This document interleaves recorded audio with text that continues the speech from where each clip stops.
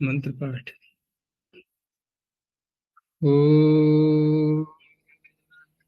सहनावतु सहनौ भुनक्तु सह वीर्यं करवावहै तेजस्विनावधीतमस्तु मा विद्विषावहै।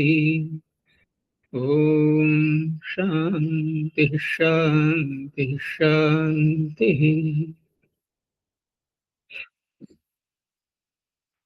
काशिका की 130वीं कक्षा, चतुर्थ अध्याय चल रहा है, जिसमें कि प्रथम पाद में से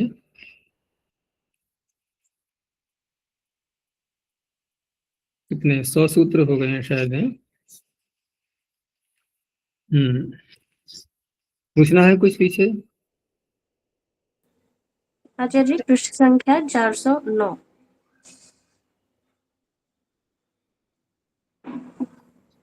पृष्ठ संख्या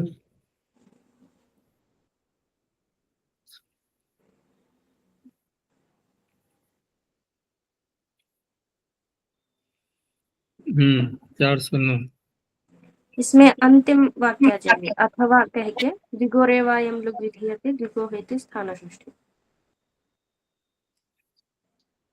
हाँ, तो जब अगर ये समझ में आ गया है पिछली पंक्ति, तभी आगे की समझ में आएगी कि इन्होंने जो प्रारंभ में ये कहा था कि जो दिगु संज्ञा का निमित्त है, तो दिगु संज्ञा का निमित्त कैसे बनता है कोई प्रत्यय? प्रश्न ये है, दिगु संज्ञा का प्रत्यय निमित्त कब बनता है? तो हम जो प्रक्रिया देखते हैं दिगु संज्ञा की, कहाँ से प्रारंभ होती है कि हमें दो चीजें चाहिए। एक तो समास करने वाला सूत्र, तो तद्धितार्थोत्तर पद समाहारे च। अब इसने कहा कि तद्धित के अर्थ में, तद्धित में जो अर्थ कहे गए हैं और वहां पर यदि कोई प्रत्यय किया गया है उस तद्धित के अर्थ में, तो ऐसा प्रत्यय जब किया जाता है तो वहां पर ये सूत्र करेगा समास। तो पहली बात तो यह है कि वह प्रत्यय जो तद्धित के अर्थ में आया है वह समास का निमित्त बना, प्रारंभ यहां से हुआ, क्योंकि वो प्रत्यय नहीं आता तो ये सूत्र समास नहीं करता, तो समास का निमित्त बना वो। अब समास जब हो गया है तो संख्या पूर्व दिगु ने दिगु संज्ञा कर दी, तो परंपरा से वह प्रत्यय दिगु संज्ञा का निमित्त बन गया। वह प्रत्यय नहीं आता, समास नहीं होता और दिगु संज्ञा भी नहीं होती।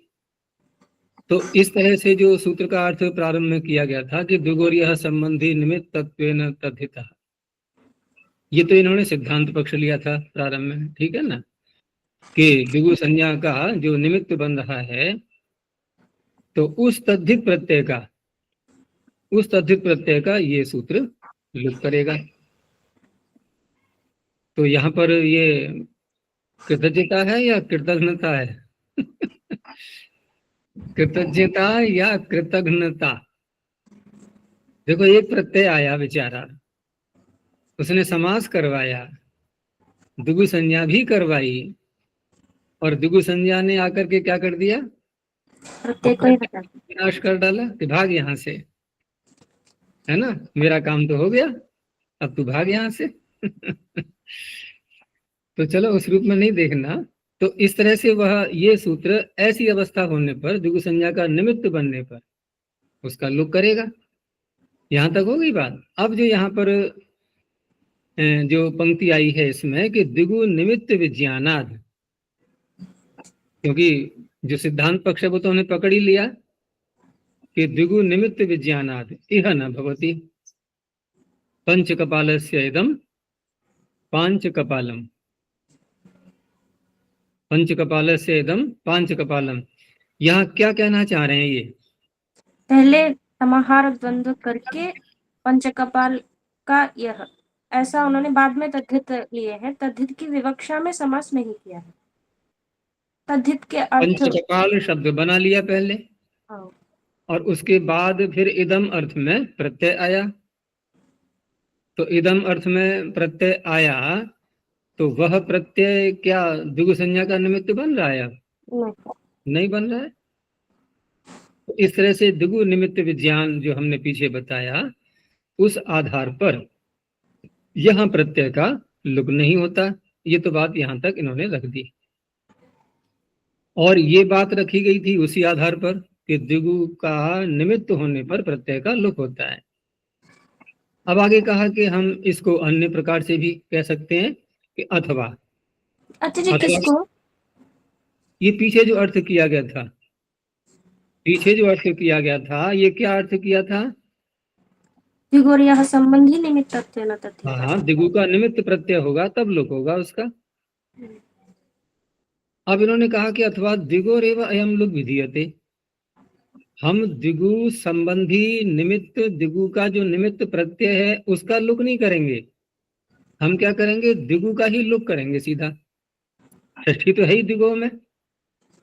देखो, षष्ठी पहले भी थी क्योंकि वहां संबंध षष्ठी ले लिया, अब स्थान षष्ठी ले लिया। देखो, द्विगु का संबंधी प्रत्यय उसका लुक करना और द्विगु का ही लुक कर डालना सीधा, अंतर है ना दोनों बातों में। द्विगु के संबंधी का लुक करना और द्विगु का लुक करना। द्विगु का लुक करना, तो इन दोनों में अंतर आ गया कि किसी के मकान को नष्ट करना है या जिसका मकान है उसी को नष्ट करना है। दो बातें अलग अलग हो गई। तो द्विगु का ही लुक कर देना षष्ठी दोनों में आ रही है। वहां संबंध षष्ठी है, यहाँ स्थान षष्ठी है। षष्ठी में भेद नहीं आ रहा है, षष्ठी तो सूत्र में है ही, तो उसमें कोई आपत्ति भी नहीं है दूसरे प्रकार का अर्थ लेने में।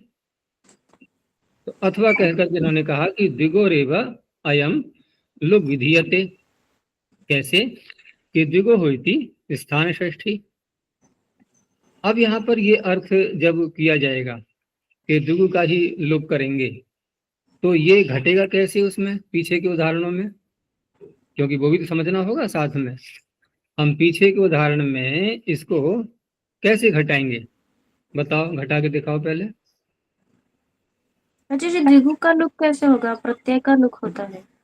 भाई तो मैंने कहा घटा के दिखाओ। अच्छा बताओ, द्विगु संज्ञा जब होगी उस समय स्थिति क्या होगी? वो शब्द को ही ले लो ना सीधा, पंचसु कपालेषु संस्कृतः। अभी समास नहीं किया हमने, अभी द्विगु नाम नहीं पढ़ा, समास कर लिया। समास के अंदर की व्यक्तियां चली गई, सुको धातु प्रातिपदिकयोः। अब संख्या पूर्व द्विगु आया, अब पढ़ा नाम द्विगु, अब द्विगु नाम पढ़ा। अब ये सूत्र लुक करने आएगा। और किसका लुक करना चाह रहे हैं? द्विगु का। ठीक है ना? तो द्विगु क्या है? द्विगु, द्विगु कितना है बोलो, पूरा भाग बोलो। स्थिति पकड़ो ना, पंचसु कपालेषु संस्कृतः।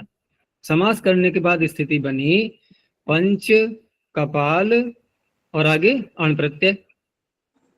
अण प्रत्यय यहां तक, इसका पूरे का समास हो गया, इसका पूरे का समास हो गया। अब समास करने के बाद इसका नाम द्विगु भी हो गया। अब ये पूरा जो समुदाय है प्रत्यय सहित, ये क्या है? द्विगु। और इसका हमने लुक किया, तो लुक करेंगे तो किसका लुक होगा? पूरा पूरा पूरा पूरा समुदाय, पूरा समुदाय लुक होगा। क्यों? अलौंत्य से नहीं है? उनका लुक होगा। है? लुक आदेश है कि नहीं है? जी, तो अण का ही तो लुक करना था, लुक तो अण का ही करना था ना। और आदेश है ही भाई, लुक भी तो एक आदेश ही होता है, लोप भी एक आदेश ही होता है, या नहीं होता है? पहले बताओ, लुक आदेश होता है कि नहीं? हम क्या समझते हैं आदेश का अर्थ? कि देखो ये हटा और ये आ गया, और यहाँ क्या हो रहा है कि ये हटा, आया कोई नहीं। आंखें फाड़ फाड़ के देख रहे हैं कोई तो आए तो लगता है कि आदेश नहीं है ये। अच्छा, आदेश ना होता तो जब भी हम लोप करते हैं या लुक करते हैं, श्लू करते हैं, तो षष्ठी क्यों रखते हैं वहां? और षष्ठी यदि रख ली है तो षष्ठी स्थान नहीं होगा। अब स्थान बोल दिया है तो फिर आदेश हुआ कि नहीं? आदेश तो हो गया। तो इस तरह से हम इस प्रकार से कर लेंगे।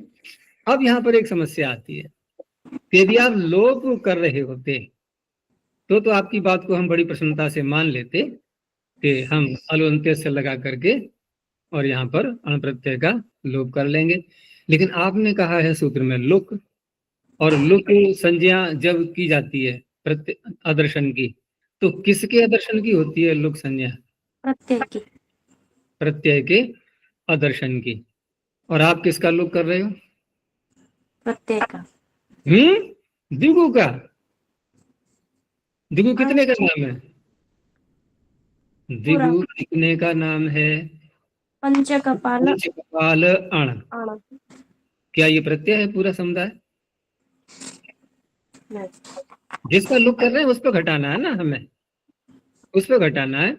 हम लुक कर रहे हैं अलवंत्य से लगा करके करना चाह रहे हैं कि अण का लुक हो। भाई क्यों अण का लुक होगा? आप लुक कर रहे हैं तो लुक संज्ञा किसकी होगी? प्रत्यय की होती है। लेकिन आप लुक कर रहे हो द्विगु का लुक, तो द्विगु का लुक कैसे हो जाएगा? द्विगु की संज्ञा लुक कैसे हो जाएगी? प्रश्न ये उठ रहा है। अगर आप प्रत्यय मात्र का लुक करते, प्रत्यय मात्र का लुक करने के लिए अलवंत्य तक पहुंचे तो पहले हम अलवंत्य तक पहुंचे तो पहले आप तो केवल लुक कर रहे हो द्विगु का, और द्विगु का नाम लुक हो नहीं सकता। जब द्विगु का नाम लुक हो ही नहीं सकता तो अलवंत्य से कैसे लगा लोगे? अलवंत्य तक जाने के लिए हमारे पास पहले क्या स्थिति होनी चाहिए? पूरी प्रिपरेशन होनी चाहिए कि नहीं? द्विगु निमित्त कहा ऐसा एक शब्द बनाया था उस गौणी कल्पना से, तो फिर प्रत्यय तो नहीं, गौणी कल्पना क्यों बोलेंगे? गौणी कल्पना क्यों कहा जाएगा? संबंध सृष्टि होती है, संबंध सृष्टि होती है, तो सैद्धांतिक बात है ये। लेकिन यहाँ जो विषय उपस्थित हो रहा है, जो समस्या सामने आ रही है कि आप अलवंत्य से लगाने से पहले आप लुक होता है ये सिद्ध तो कर लो पहले। लुक नाम होता है इसका, तो द्विगु का तो नाम लुक होगा नहीं। लुक नाम होता है प्रत्ययस्य लुक शुलु लुपः। और आप कह रहे हो द्विगो हो लुक। आप प्रत्यय से लुक कहाँ बोल रहे हो? अलवंत्य के पास जाओगे कैसे? तैयारी हमारी हुई कहाँ पूरी? देखो यही तो बात आगे उठा रहे हैं। यहाँ तक ये समझ में आ गया, अथवा दिगो रे वो लोग विधीयते दिगो इति स्थान षष्ठी, ये तो उन्होंने अपनी बात रख दी। अब कह रहे हैं ननुच। अब यहाँ से देखो प्रश्न उठ खड़ा हुआ, ठीक है ना? विद्या कब आती है? प्रश्न करने से। ये याद रख लेना बात, विद्या आती है प्रश्नों से। अगर प्रश्न नहीं है तो विद्या कभी नहीं आ सकती, ठीक है ना? अच्छा, हम विद्या पढ़ रहे हैं या शिक्षा पढ़ रहे हैं? शिक्षा। अच्छा, शिक्ष धातु का अर्थ क्या है? शिक्षा विद्योपादाने। तो साधन हो गया फिर। हम शिक्षा थोड़ी पढ़ रहे हैं। शिक्षा क्या है? सीखने का साधन, विद्या की प्राप्ति करना। विद्या की प्राप्ति करना यानी शिक्षा से हम विद्या की प्राप्ति कर रहे हैं। अच्छा, हिंदी में क्या बोलते हैं इसको? सीखना बोलते हैं ना, सीखना। ये सीख किसका बिगड़ा हुआ है बोलो? शिक्षा। शिक्षा का। तो शिक्षा क्या है? सीखना। और सीखने से क्या होता है? विद्या की प्राप्ति होती है। तो ये सारे जो पुस्तकें हम पढ़ रहे हैं ये सब क्या है? साधन। इसलिए हम शिक्षा औपचारिक इसको बोल देते हैं, क्योंकि इनसे हम सीख रहे हैं और विद्या की प्राप्ति हो रही है। लेकिन वहां यदि प्रश्नों को हटा दें हम, बताओ, तो विद्या आ जाएगी? हम कभी नहीं आ सकती। तो स्वयं देखो ना, वृत्तिकार, सूत्रकार, दर्शनों को पढ़ोगे तो देखोगे वहां के पूर्व पक्ष के ही सूत्र निरे आ रहे हैं, फिर समाधाता के सूत्र आ रहे हैं, फिर पूर्व पक्ष के। यही शैली चलती है विद्या के उपार्जन की। तो यहाँ भी प्रश्न तुरंत उठा दिया गया कि ननुच है, आप कहाँ से कहाँ पहुंच गए? आप द्विगु का लुक करने लगे। द्विगु का लुक नाम हो कैसे जाएगा? प्रत्यय के आदर्शन की संज्ञा है ये लुक। भाई पहले वाला तो पक्ष सही था आपका कि द्विगु संबंधी प्रत्यय का लुक होता है। यहां तो कोई आपत्ति नहीं उठाई गई थी ना, क्योंकि प्रत्यय का लुक कर रहे थे आप। द्विगु संबंधी प्रत्यय का तो आदर्शन होता ही है लुक कह करके। लेकिन द्विगु का आप कैसे आदर्शन कर लोगे? देखो अलवंत्य से कब लगता है? अलोन्तेस तो एक नियम बनाता है कि आप जितने का लुक करना चाह रहे हो उसके अंतिम अल का लुक करना। तो हम कितने का लुक करना चाह रहे थे पहले?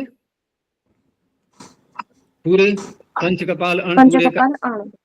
तो पूरे का लुक प्राप्त हो रहा था क्या? पहले ये तो समझो, क्योंकि ये प्रत्यय था ही नहीं, इसका लुक नाम हो ही नहीं सकता था। भाई लुक तो एक संज्ञा है ना, लुक तो एक संज्ञा है। वो अलग बात है कि संज्ञा बड़ी खतरनाक होती है। अगर ये नाम किसी का हो गया तो बस उसको जाना पड़ेगा। तो संज्ञा बड़ी खतरनाक होती है ना कभी कभी, है? अगर ये संज्ञा हो गई, अगर किसी को आतंकवादी घोषित कर दिया तो वो तो पकड़ा ही जाएगा कभी ना कभी। फिर कि क्या है कि आतंकवादी नाम है इसका, तो है अब तो बड़ा भयंकर नाम हो गया ये। तो ऐसे यहाँ पर अगर लुक नाम हो गया तो जाना ही पड़ेगा उसको। तो लुक नाम रख तो लो पहले, आप सफल तो हो जाओ उसमें। तो ननुच प्रत्ययादर्शन से ऐसा संज्ञा। अब कहा इन्होंने सत्यम एतत्। ठीक है, हमने आपकी बात मान ली। खंडन करें कैसे? सूत्र सामने है प्रमाण के रूप में, प्रत्यय से लोक सुलुलुप। अब इन्होंने समाधान दिया कि उपचारेण तु लक्षणया दिगु निमित्त भूतः प्रत्यय एव दिगु तस्य लुक भवति। अब देखो घूम फिर के पहुंच वही रहे हैं ये, कोई अधिक अंतर नहीं पड़ रहा है कि उपचार। उपचार का तात्पर्य क्या होता है? ये शब्द मैंने उस दिन भी समझाया था कि एक तो होता है मुख्य में व्यवहार, एक होता है उसके समीप में आए हुए मुख्य जैसा व्यवहार, समीप में आए हुए में, ठीक है ना। समीप में आए हुए में हम उस तरह का व्यवहार कर लेते हैं, लेकिन वास्तविक नहीं कहलाता है वो। तो उसको हम औपचारिक भी कह देते हैं। औपचारिक उपचार से ही बनेगा, है। कहीं कहीं कोई व्यक्ति जब व्यवहार करता है किसी के साथ में और लगता है इसके व्यवहार में कोई अंदर से गहरी अनुभूति नहीं आ पा रही है, तो भाई क्या औपचारिकता निभा रहे हो? जरा ढंग से बात करो ना कुछ।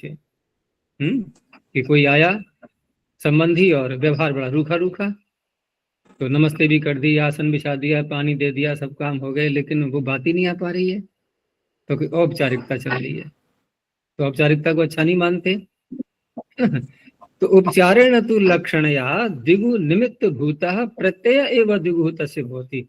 हमने कह तो दिया कि दिगु का हम लुक कर रहे हैं स्थान षष्ठी मानते हुए, लेकिन दिगु का लुक करने का अर्थ हुआ दिगु का कारण जो था उसका लुक करना, और वो कारण कौन है? वो प्रत्यय ही है।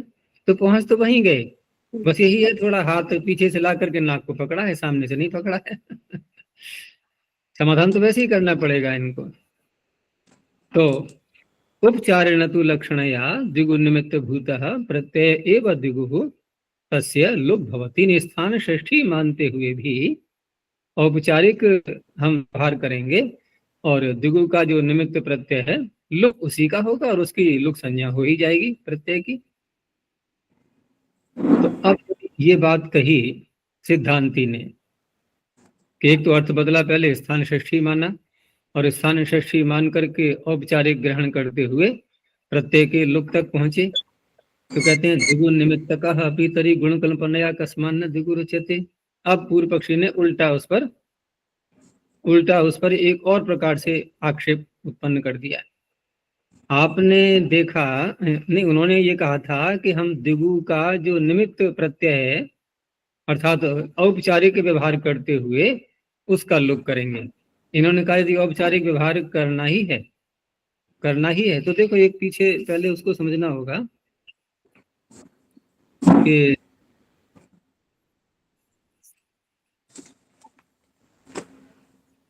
अच्छा हाँ पीछे तो आ गया था।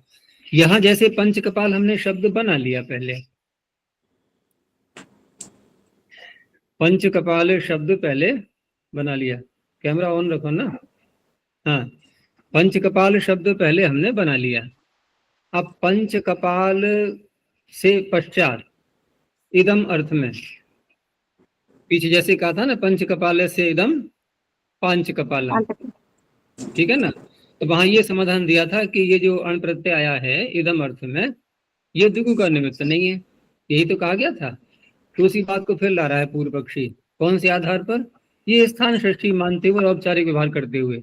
दोनों बातें ध्यान रखना, स्थान षष्ठी भी स्वीकार कर ली गई है और औपचारिक व्यवहार स्वीकार किया गया है। लेकिन औपचारिकता कहाँ निभाई जा रही है? अभी प्रत्यय के साथ में। वो निभाएगा औपचारिकता प्रकृति के साथ में। भाई जैसे आपने दिगु में औपचारिकता कहाँ बोली कि प्रत्यय का लोक होता है, आप कर रहे थे दिगु का लोक और प्रत्यय तक पहुंच गए आप। तो औपचारिकता हम इधर क्यों नहीं ला सकते? हम प्रकृति को ही क्यों ना जो है प्रत्यय मान लें? फिर अब प्रकृति को ही मान लें।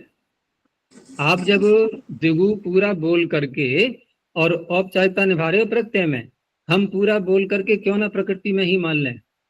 तो प्रकृति यहाँ पर दिगु है कि नहीं है? पंचकपाल, पंचकपाल से इदम में, पंचकपाल से इदम में प्रकृति क्या है? पंचकपाल। इसका नाम दिगु है कि नहीं है? इसका नाम दिगु है। तो देखो वही बात कह रहे हैं कि दिगु निमित्तकः अपि तर्हि गुण कल्पनया कस्मात् न दिगु रुच्यते। दिगु निमित्तकः अपि तर्हि। अब दिगु निमित्तकः में समास का ध्यान रखना, अगर समास में गलती कर दी तो नहीं समझ में आएगा। तो क्या समास है इसमें दिगु निमित्तकः में? दिगु ही निमित्त है, कर्मधारय। दिगु ही निमित्त है, वही दिगु है, वही निमित्त है। किसका निमित्त है? कहोगे प्रत्यय का, तो नहीं बात बनेगी। दिगु है निमित्त जिसका, दिगुर यस्य प्रत्ययस्य, यस्य कौन है? प्रत्ययस्य निमित्तम। अर्थात जो मैंने कल बताया था, ये कल भी शायद विषय उठा था ना यही। तो वहां जैसे मैंने दो प्रकार के उदाहरण दिए थे कि कारण में कार्य का उपचार और कार्य में कारण का उपचार। और दो उदाहरण कौन कौन से दिए थे कि आयुर्वयी घृतम। तो आयुर्वयी घृतम में आयु का घृत कारण है, कारण है ना, घृत कारण है और आयु कार्य है। और हमने बोला क्या? घृत को ही आयु कह दिया, आयुर्वयी घृतम, घृत आयु ही होता है। तो यहाँ हमने कारण में कार्य का व्यवहार स्वीकार किया या कि कार्य में कारण का? कारण में कार्य का। कारण में कार्य का। कारण है घृत और कार्य मान लिया कि आयुर्वयी घृतम। अब दूसरा वाक्य जो कौन सा बोला था, बोलो। पुरातनम कर्म भुज्यते। पुरातनम कर्म भुज्यते। तो कर्म और फल, तो कर्म और फल में कौन कारण होता है, कौन कार्य होता है? कर्म कारण, फल कार्य। कार्य हम भोग क्या रहे हैं? फल। कार्य को भोग रहे हैं। तो कार्य को भोग रहे हैं, हमने क्या कह दिया? कर्म भोग रहे हैं, अर्थात कारण को भोग रहे हैं। तो किसका किस में व्यवहार किया?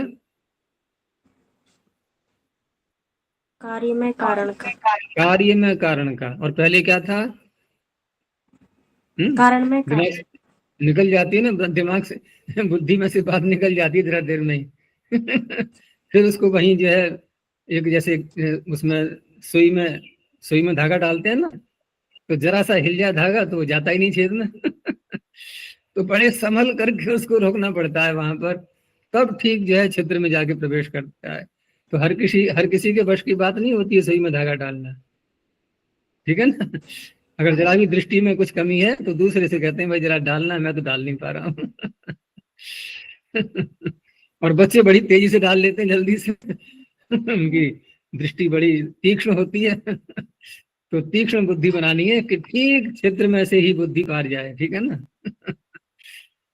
तो कारण में कार्य का उपचार और कार्य में कारण का उपचार। अच्छा, पहले जो इन्होंने कहा था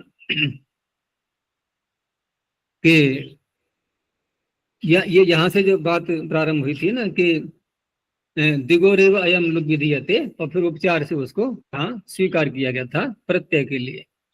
तो वहां उपचार में हमने क्या माना है? कार्य में कारण या कारण में कार्य? क्या माना है? घटा के दिखाओ। देखो, दिगु का लुक कहना था और उपचार से हमने किसका लुक कहा? प्रत्यय का।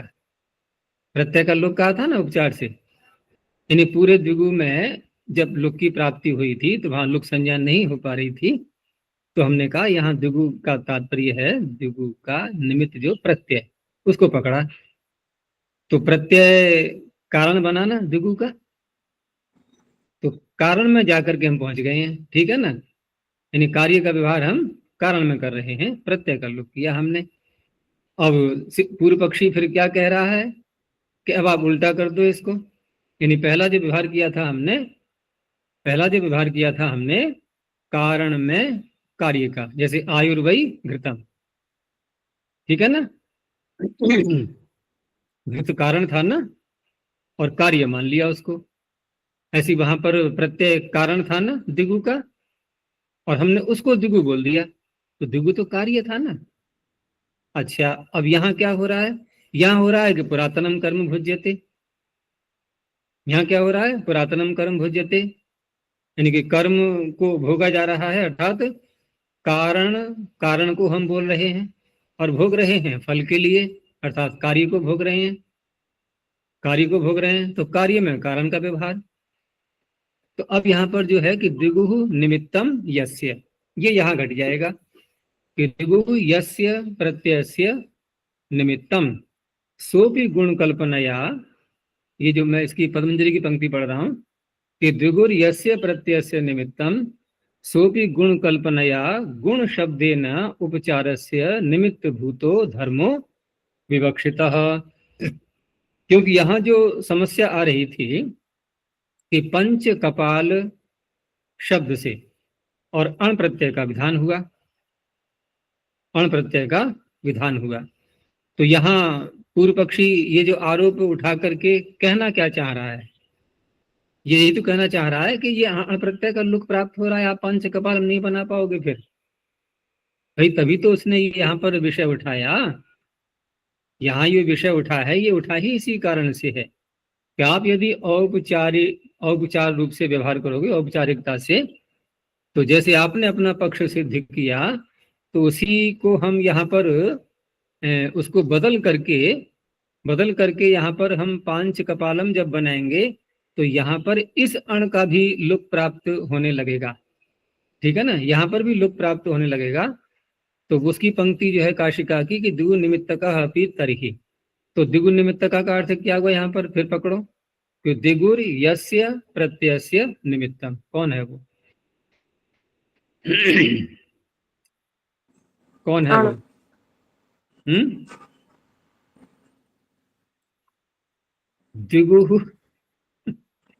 द्विगुः यस्य प्रत्ययस्य निमित्तम।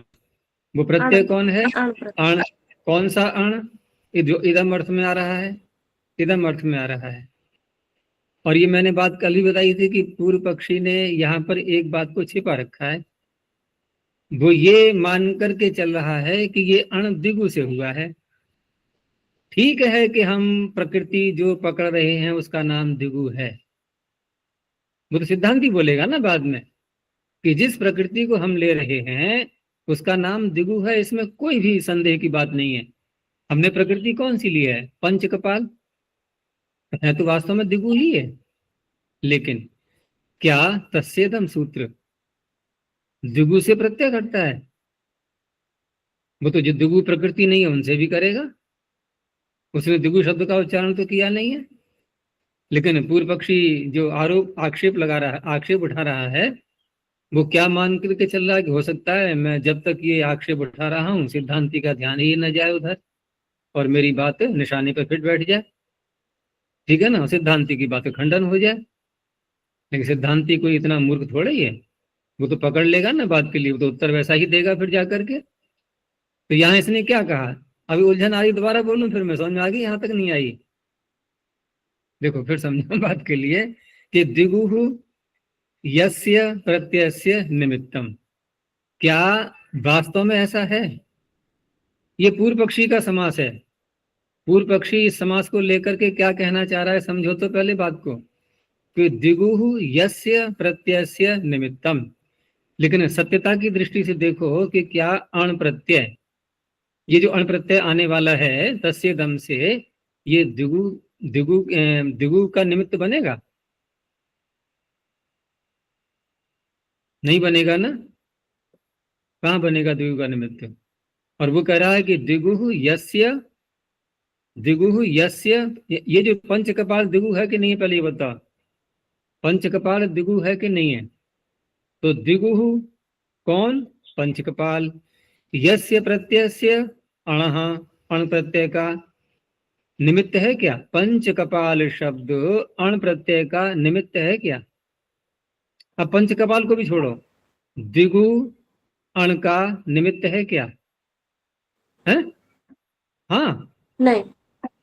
तस्यदम ने कहा है दिगु से अण होता है। फिर ये तो सिद्धांति कहेगा, लेकिन पूर्व पक्षी तो यही मान के चल रहा है ना कि ये जो अण आया है दिगु से आया है। तो अण का निमित्त कौन बना? दिगु। अण का निमित्त कौन बना? दिगु। तो दिगु अण का निमित्त बना, तो इसमें कारण कार्य बताना, कौन कार्य है कौन कारण है? द्विगु अण का निमित्त बना। पूर्व पक्षी की बात पे रहो, अभी सिद्धांति तक मत जाओ, थोड़ी देर के लिए स्वीकार कर लो उसकी बात को। जब कह रहा है तो समझने में क्या बात है, ठीक है ना? तो उसने क्या कहा कि दिगु अण का निमित्त है, इसमें कौन कारण है कौन कार्य मान के बोल रहा है वो? द्विगु कारण है, अण कार्य है। अण कार्य है। पुरातनम कर्म भुज्यते, ठीक है ना? कर्म को भोग रहे हैं या फल को भोग रहे हैं? कर्म को भोग रहे हैं ना? कर्म को भोग रहे हैं या फल को भोग रहे हैं? भोग तो फल को रहे हैं ना, और कह दिया कर्म से। तो दिगु जिसका निमित्त है, यानी कि पंच कपाल जो दिगु नाम का शब्द है, वो अण प्रत्यय का निमित्त मान रहा है उसको, ठीक है ना? अण प्रत्यय का उसको निमित्त मान रहा है। और ऐसा मान करके अब करेंगे हम औपचारिक व्यवहार, करेंगे अण का ही लोग जा करके, ये प्राप्ति हो रही है, ठीक है ना? तो दिगुर यस्य प्रत्यय से निमित्तम सह अपि। अब सह कौन है बताओ? अण। अण, क्योंकि यस्य, यस्य जो उसको कहता है ना वो सह में आएगा। देखो दिगु है पंचकपाल, यस्य प्रत्यय से अणः निमित्तम, ठीक है ना? सह अपि गुण कल्पनया। तो गौणी कल्पना, गौणी कल्पना वही औपचारिक कल्पना, उसको गौणी कल्पना ही बोलते हैं। तो गुण शब्देन उपचार से निमित्त भूतो धर्मो विवक्षितः। तो उस अवस्था में यह अण का लुक प्राप्त होने लगेगा, ठीक है ना? यहां तक ये पूर्व पक्षी की बात स्थिर हो गई। लेकिन सिद्धांति ने तुरंत पकड़ लिया कि न तस्य द्विगुत्वम निमित्तम। ये तस्य कौन है? अण प्रत्ययस्य। अण प्रत्यय, उसका द्विगुत्व, द्विगु होना। भाई ठीक है, एक दुर्भाग्य से सौभाग्य नहीं दुर्भाग्य कहा जाएगा, दुर्भाग्य से पंचकपाल शब्द आ गया था सामने, कोई और आता तो ये बातें ही नहीं उठती सारी। तो दुर्भाग्य से पंचकपाल आ गया। तो पंचकपाल क्या है? दिगु है बेचारा, है, यही उसके लिए अभिशाप बन रहा है दिगु होना। तो तस्य अर्थात प्रत्यय से, उस अण प्रत्यय का दिगु होना, दिगु तो है ही पंचकपाल, तो दिगु होना ये निमित्त नहीं है। अण प्रत्यय नहीं कह रहा है कि मैं तब आऊंगा, पहले मेरे से पहले दिगु को लाओ। क्या कहा था उसने ऐसा? अण प्रत्यय क्या यहां मांग रहा है दिगु होना? तो दिगुत्व, दिगु होना उसका निमित्त ही नहीं है। आप क्यों वहां तक पहुंच रहे हो? और प्रारंभ में जो प्रत्यय जिसका उल्लेख किया था सूत्र ने वास्तव में कि पंचसु कपालेषु संस्कृतः, यहां अण ने दिगु बनाया कि नहीं बनाया? बनाया। उस अण ने दिगु बनाया था, उस अण ने दिगु बनाया था।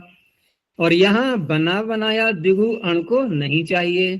चलो ऐसे समझ लो, उस अण ने दिगु बनाया था और वहां हमने संबंध षष्ठी मान करके उसका लुक कर दिया, ठीक है ना?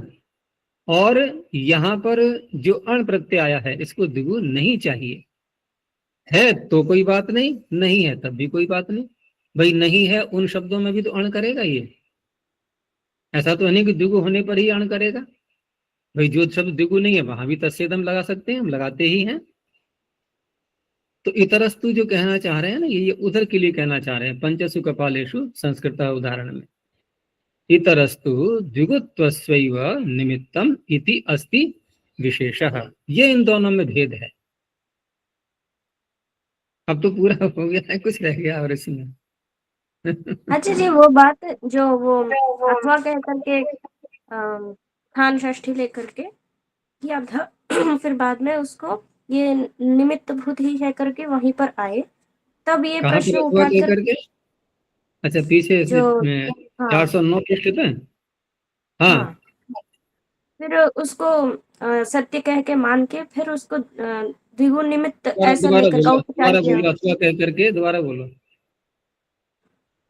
अथवा कह करके द्विगु हम्म को स्थान षष्ठी लेकर के लुक करने लगे, तो उन्होंने हम्म ठीक है ये प्रत्यय का ही लुक होगा, उन्होंने मान करके औपचारिक व्यवहार करके निमित्त हम्म द्विगु का निमित्त करके अण प्रत्यय का ही लुक करने लगे।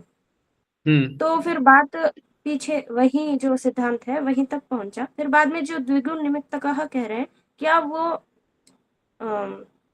ये औपचारिक व्यवहार उसी को लेना है मात्र, और अथवा अथवा कह करके जो ले रहे हैं द्विगु नहीं, स्थान इसको इस षष्ठी। रूप में ले रहे हैं औपचारिक व्यवहार में कि पंचकपाल द्विगु है, इसमें कोई बात नहीं है। पंचकपाल शब्द द्विगु है, यहाँ पर द्विगु नाम है उसका।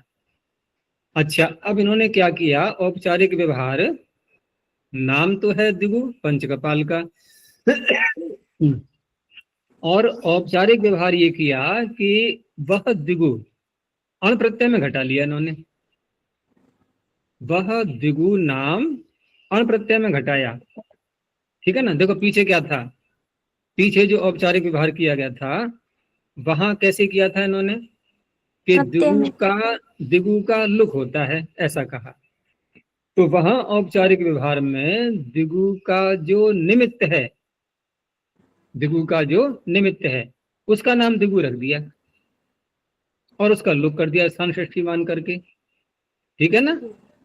और वहां पर हमें लोनते से लगाने की भी नहीं पड़ेगी आवश्यकता, फिर वहां तो सीधा प्रत्यय का ही लुक होता है। जी। ठीक है ना? अंतिम अल जब बोलेंगे, जब बहुत सारे अल हो, प्रत्यय एक ही अल का था वो। अच्छा, तो जैसे वहां पर उन्होंने पूरे को द्विगु मानते हुए और अण प्रत्यय में द्विगु शब्द को घटाया, यहां पर भी पूरे को द्विगु मानते चले आ रहे हैं। कैसे? कि द्विगु से अण प्रत्यय हुआ है, ये पंचकपाल से अण प्रत्यय हुआ है, तो द्विगु से ही तो अण प्रत्यय हुआ है यहाँ पर। तो द्विगु से अण प्रत्यय हुआ है, तो इसमें पूर्व पक्षी ने अण को द्विगु का निमित्त मान लिया। और निमित्त कैसे माना कि ये अण प्रत्यय आया है द्विगु संज्ञक शब्द से, द्विगु संज्ञक शब्द से आया ये। तो द्विगु संज्ञक शब्द से आया तो बहुरी समास में घटिया वो द्विगुर यस्य प्रत्ययस्य निमित्तम। अण प्रत्यय के आने का कारण कौन बना? द्विगु शब्द।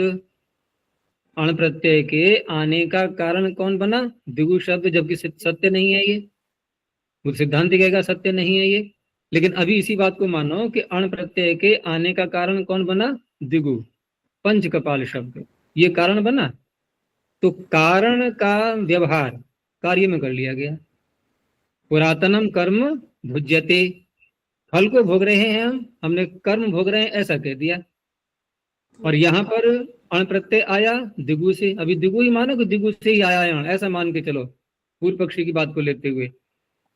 तो अण प्रत्यय आया द्विगु से, तो द्विगु को ये अण प्रत्यय कौन बना? कार्य। तो कार्य और कारण कौन बना उसका? द्विगु। तो द्विगु जो कारण है, जिसका नाम द्विगु है कारण का, वह नाम कार्य में अर्थात अण प्रत्यय का नाम रख दिया गया। अब अण प्रत्यय का नाम द्विगु हो गया और इधर स्थान षष्ठी है ही, उसका लुक हो जाएगा। और घुमा फिरा के बताएं इस तरह। तो अब इसमें कोई विशेष बात नहीं है, बस हमें मूल सिद्धांत वही रखना है, क्योंकि ये जो इन्होंने स्थान षष्ठी वाला झमेला खड़ा किया, वहां से ये सारी समस्याएं आने लगी थी। अच्छा, और अगर वही अर्थ रखें हम पहले वाला, वो कितना स्पष्ट है सर। लेकिन वैयाकरण है ना, उनको तो थोड़ा छानबीन करना अच्छा लगता है। बाल की खाल निकाली जाती है ना, तो बाल की खाल देखी है कभी? कभी निकालने का प्रयास करना असल में बाल की खाल निकालना ये शब्द वहां बोला जाता है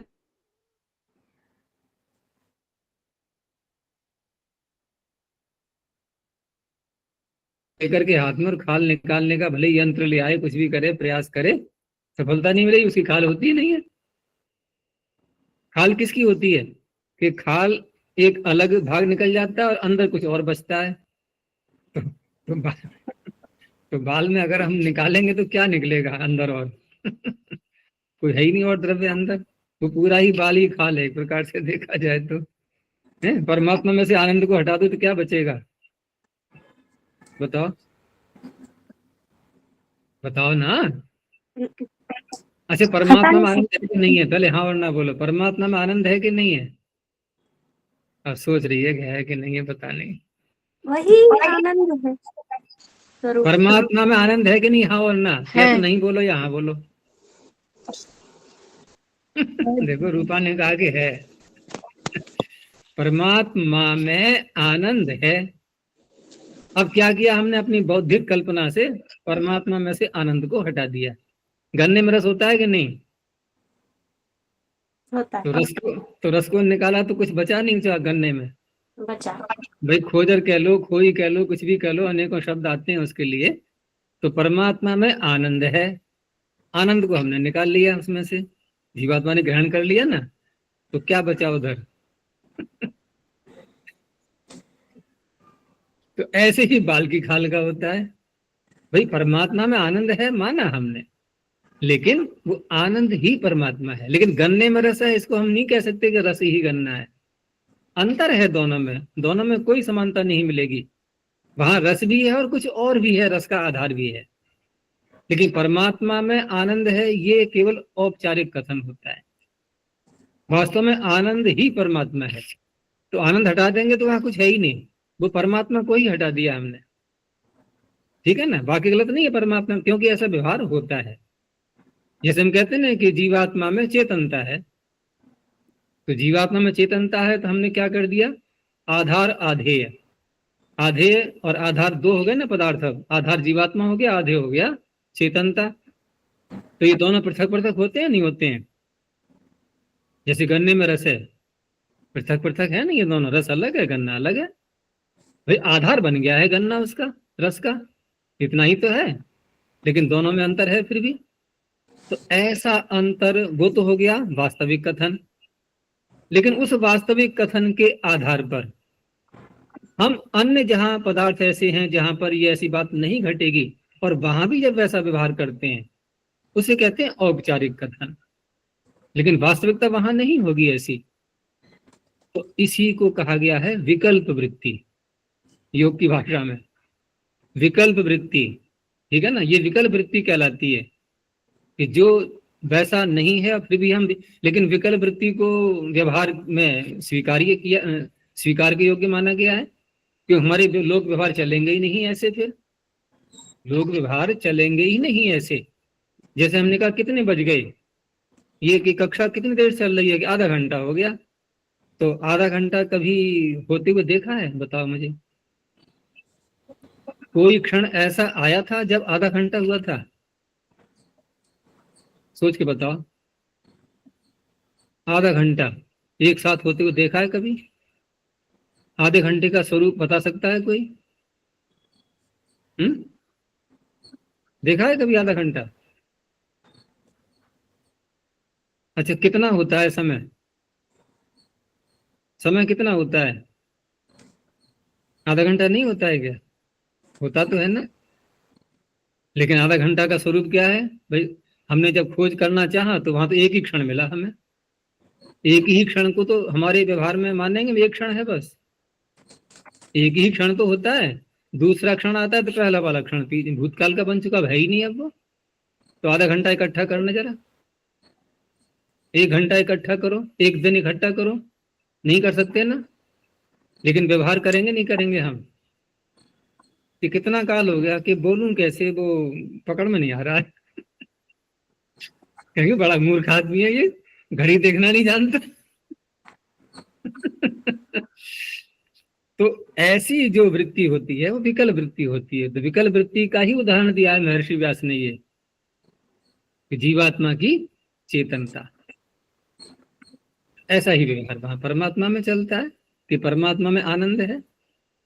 गुण और गुणी में भेद मानते हुए व्यवहार चलता है, और अभेद का भी व्यवहार चलता है, दोनों प्रकार से चलता है। तो इस तरह से यहाँ जो पहला वाला जो अर्थ है ना, वो तो ठीक है, सैद्धांतिक दृष्टि से पूरा है अपने में, और वहां कोई बाधा नहीं है कि द्विगु का जो संबंध षष्ठी मान करके कोई आपत्ति नहीं आई थी। संबंध षष्ठी मान करके पंच कपालस्य इदम वाले उदाहरण में, ठीक है ना, इस उदाहरण में अब कह सकते हैं हम क्या प्रत्यय का लुक प्राप्त हो रहा है। क्यों? क्योंकि अण प्रत्यय उसका निमित्त बन ही नहीं रहा है द्विगु का, और हमने अर्थ क्या किया कि द्विगोर यह संबंधी, तो अण प्रत्यय द्विगु का संबंधी नहीं है। संबंधी का तात्पर्य निमित्त तत्वेन संबंध, ध्यान रखना, पीछे जो अर्थ किया उस पर ध्यान भी रखना, निमित्त तत्वेन संबंधी, तो निमित्त यानी कारण वो नहीं बन रहा है द्विगु का अण प्रत्यय, तो वही पक्ष है और उसमें कोई आपत्ति नहीं है। और दूसरा जो अथवा कह करके इन्होंने जो माना है, सिद्ध तो किया है उसको, लेकिन वहां पर ये औपचारिक कल्पनाएं करनी पड़ी हैं, फिर तब जाकर के वहां तक पहुंच पाए हम। आपत्ति वहां भी कुछ नहीं है, क्योंकि पूर्व पक्षी ने जो आपत्ति उठाई भी थी बाद में, उसने कारण में जो कार्य का व्यवहार दिखाया, कार्य है? में कारण, हाँ, कार्य में जो कारण का व्यवहार दिखाया था, तो उसको दिखाते हुए उसने आपत्ति दिखाई थी, लेकिन वहां भी अंत में वही बात निकल के आई कि यहाँ जो अण प्रत्यय आ रहा है वो द्विगु से भी आ सकता है, अद्विगु से भी आ सकता है। द्विगु आना अण प्रत्यय का कारण, वहां पर द्विगु होना अण प्रत्यय का कारण नहीं है। अगर ऐसा होता तो अद्विगु से अण नहीं आ सकता था, वो दोनों प्रकार से आता है।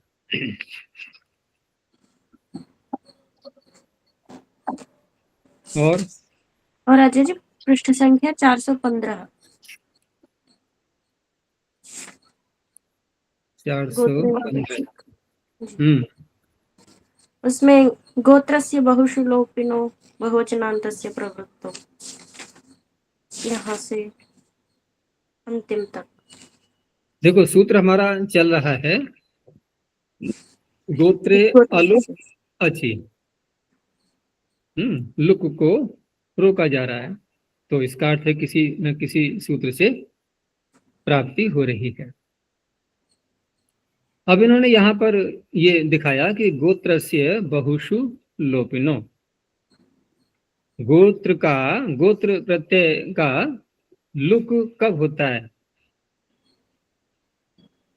तद राजस्य बहुषु तेनई वास्त्रियाम, यहाँ से बहुषु की अनुवृत्ति आगे जा रही होती है, तो आगे आने वाले सूत्र जब बहुत्व अर्थ की विवक्षा होती है तो वहां प्रत्यय का लुक करते हैं। तो बहुवचनांतस्य प्रवृत्तौ, अब बहुवचनांत शब्द की प्रवृत्ति होगी, पहले उसको दिखाना होगा। जैसे विदानाम अपत्यम, तो विदानाम में कौन सा वचन है? बहुवचन। तो बहुवचन में यानी कि बहुत सारे विदों को लिया गया, क्योंकि एक वचन में तो बनेगा वैदस्य, द्विवचन में बनेगा वैदयो हो, और बहुवचन में बनेगा विदानाम, वैदस्य वैदयो हो विदानाम। लेकिन जो अपत्य है वो एक है या दो हैं, जिनका अपत्य है वो तो बहुत हैं, विद तो अनेकों हैं, लेकिन उनका अपत्य वो उस तरह से ले लेंगे कि पीछे पीढ़ी वाले सब ले लिए गए उसमें, और उनको वैद मान करके, बहुवचन मान करके, और एक अपत्य में अपना अपना, भाई ये मेरा भी है, मेरा भी, क्योंकि संतान जो है वो बाबा की भी होती है, पर बाबा की भी होती है, पिता की भी होती है, व्यवहार सबका होता है ना वहां पर, उस रूप में लेकर के विदानाम में बहुवचन रखा गया। तो वहां तो ठीक है, लुक हो गया विदानाम में। लेकिन जिसको हम कह रहे हैं जो अपत्य के रूप में आया है युवा, वो कैसा है? वो या तो एक है या दो हैं। तो उसी की पंक्ति है ये कि गोत्रस्य बहुषु लोपिनो बहुवचनांतस्य प्रवृत्तौ द्विएकयोः, द्विवचन में अथवा एक वचन में, वहां पर अलुक, वहां पर लुक नहीं होगा, वहां पर लुक नहीं होगा। जैसे वैदः वैदौ यहाँ पर, ठीक है ना, तो वैदः वैदौ जब बनाएंगे तो उस अवस्था में विदानाम अपत्यम से हमने विग्रह किया है, तो विदानाम में तो लुक दिखाई दे रहा है हमें, वहां तो कोई आपत्ति नहीं, वहां तो लुक हो जाएगा। लेकिन वह लुक द्विवचन में अथवा एक वचन में जो वैध शब्द बन रहा है संतान के रूप में, युवा के रूप में, क्योंकि सूत्र कह रहा है ना कि गोत्रे अलुक अचि, तो आजादी प्रत्यय तो यहाँ पर है ही, आजादी प्रत्यय हो रहा है, तो अलुक कह करके क्या होना चाहिए था यहाँ पर? आजादी प्रत्यय जो युवा प्रत्यय में आ रहा है वो इय अतई। नहीं, अतः ये कहाँ है यहाँ? विधानाम अपत्यम युवा, तो विधानम अपत्यम युवा में अनृष्यानंतरीय विदादिभ्यो है, अनृष्यानंतरीय विदादिभ्यो। देखो इसको समझना है थोड़ा, इसकी पंक्ति से ले लो फिर और ढंग से समझ आ जाएगा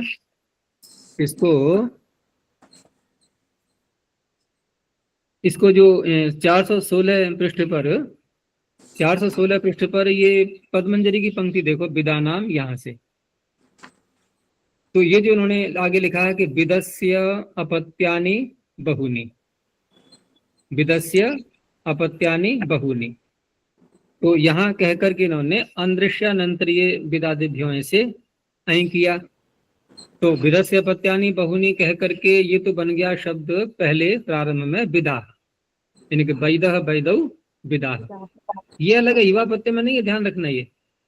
तो विदस्य अपत्यानि बहुनी कह करके बहुवचन में हमने बना लिया विदा, और यहाँ उससे लुक भी कर लिया हमने, वही जो बहुषु अर्थ में जो लुक करने वाला है बहुत अर्थ में, इसका ऐ का लुक भी कर लिया। किस सूत्र से?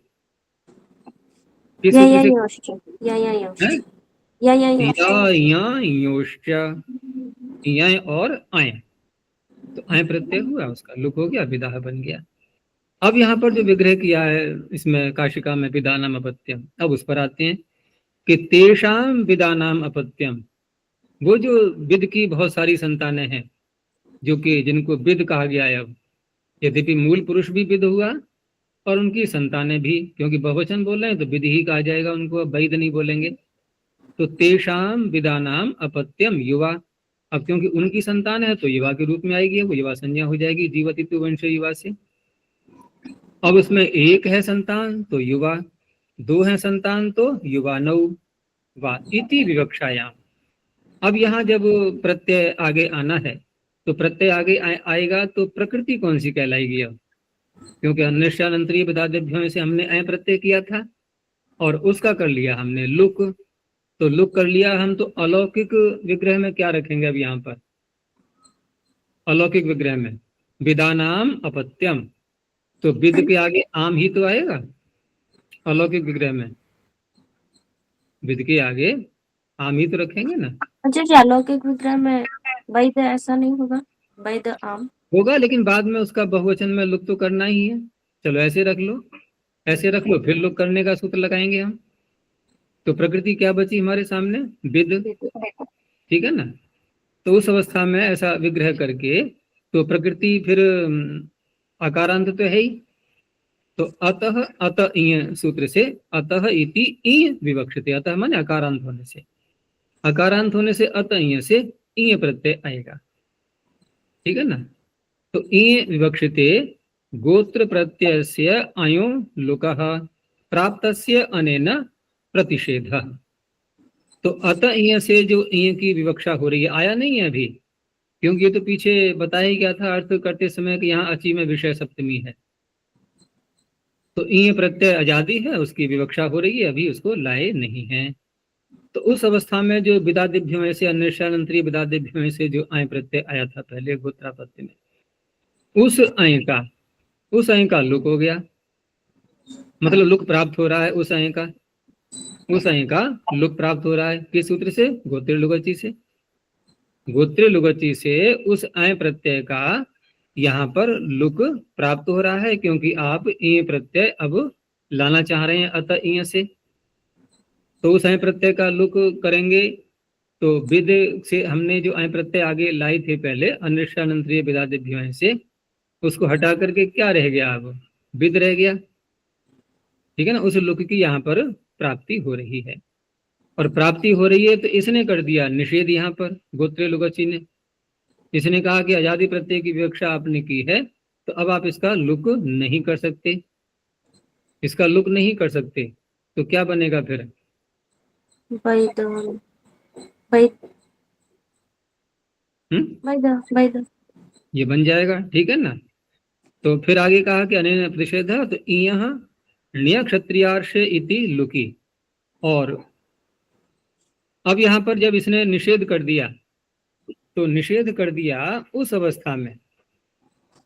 अवस्था में जो बहुत्व अर्थ में जो लुक करने वाला सूत्र है, बहुत्व अर्थ में जो ई प्रत्यय है ना विद के आगे, उसका जब इसने निषेध कर दिया तो ण्य क्षत्रियार्ष युतो यूनि लुगणियों। पहले इसका अर्थ समझो क्या है ये, क्योंकि ध्यान ये भी तो रखना है हमें कि युवा पत्य में लाए हैं हम प्रत्यय। यहाँ युवा पत्य में जो प्रत्यय ला रहे हैं हम अत ईय से, तो ण्य क्षत्रियार्ष युतो यूनि लुगणियों, ये क्या कहता है? ये बहुत्व को तो लेता नहीं है, ये कहता है ण्य और क्षत्रियवाची शब्द, क्षत्रिय और आर्ष, ठीक है ना। ण्य क्षत्रियार्ष नियतः यूनि, युवा पत्य में किन किन प्रत्ययों का करेगा लोग? अण और ईय, और ईय प्रत्यय यहाँ पर है ही। अतः ईय से ई प्रत्यय जिसका इसने रोक लगा रखी थी लुक करने की, तो ईय ण्य क्षत्रियार्ष इति लुकी, इसने कर दिया इसका लुक। अब लुक करके अब प्रकृति क्या रहेगी? अब विद, प्रकृति क्या रहेगी? अब विद, विधि तो रह गई थी कहाँ पर? गोत्रापत्य। युवा पत्य में जो ईय प्रत्यय आया, उस ईय प्रत्यय का जिसकी विवक्षा की गई थी अभी, उस ईय प्रत्यय का ण्य क्षत्रियार्ष सूत्र ने लुक कर दिया। तो लुक करने के बाद वैदः वैदौ इति भवति, ये जो काशिका में ऊपर उदाहरण दिखाया गया है वैदः वैदौ, इसको यहाँ ले रहे हैं कि ये शब्द बनेगा। तो ये शब्द कैसे बनेगा? किसका निषेध किया गया था? किसका लुक किया गया है? रोक किस प्रत्यय के लुक की लगाई जा रही थी? ईय प्रत्यय की, ठीक है ना। अतः ईय से जो ईय प्रत्यय आ रहा है उसके लुक को इसने गोत्र लुगची ने रोका। लेकिन क्योंकि आप ये प्रत्यय ला रहे हो युवा पत्य में, आप युवा पत्य में ला रहे हो, तो उस अवस्था गोत्र में प्रत्यय का लुक का निषेध कर रहा है ये सूत्र। गोत्र प्रत्यय के लुक का निषेध कर रहा है ये। हाँ, ये क्योंकि ये सूत्र कहता है गोत्रे अलुक अच्छी, गोत्रे अलुक अच्छी, और गोत्रे में जो सप्तमी है ये कौन सी मानी गई है? गोत्रे में सप्तमी कौन सी है?